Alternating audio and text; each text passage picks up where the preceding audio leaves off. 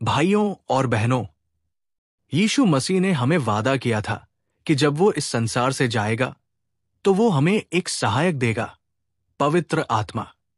पवित्र आत्मा सिर्फ एक शक्ति नहीं है, बल्कि वो खुद परमेश्वर का आत्मा है जो हमारे भीतर रहता है और हमसे बातें करता है।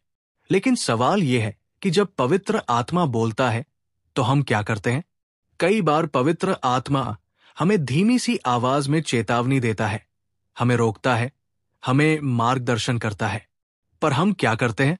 कभी हम उसकी आवाज को अनसुना कर देते हैं, कभी अपने मन की जिद पर चल पड़ते हैं। यूहन्ना 16 अध्याय और 13 पद में बाइबल कहती है, परंतु जब वो अर्थात सत्य का आत्मा आएगा तो तुम्हें सब सत्य का मार्ग बताएगा, क्योंकि वो अपनी ओर से न कहेगा, परंतु जो कुछ सुनेगा वही कहेगा और आने वाली बातें तुम्हें बताएगा। इसका मतलब है कि पवित्र आत्मा हमेशा हमें सच और सही दिशा दिखाता है। वो हमें पाप से बचाता है, वो हमें सिखाता है कि किस रास्ते पर चलना है। भाइयों और बहनों, जब पवित्र आत्मा बोलता है तो हमें दो काम करने चाहिए। पहला, उसकी आवाज को पहचानना। दूसरा, उसकी आज्ञा का पालन करना।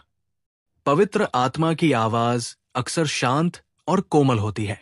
वो किसी शोर की तरह नहीं, बल्कि मन की गहराई में एक हल्की सी गवाही की तरह आती है। जब आप गलत रास्ते पर जाने लगते हैं तो वो आपको रोकता है। जब आप सही रास्ते पर चलते हैं तो वो आपको शांति देता है।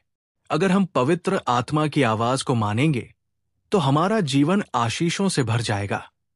लेकिन अगर हम उसे बार बार दबाएंगे तो हमारा दिल कठोर हो जाएगा और हमें उसकी आवाज सुनाई देना कम हो जाएगा।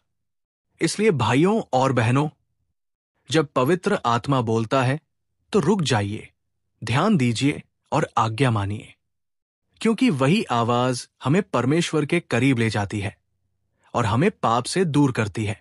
याद रखिए, पवित्र आत्मा सिर्फ बोलता ही नहीं, बल्कि हमें सामर्थ भी देता है कि हम वही करें जो परमेश्वर चाहता है। तो आइए आज निश्चय करें कि जब भी पवित्र आत्मा बोले, हम उसकी आवाज पर ध्यान देंगे और उसी पर चलेंगे।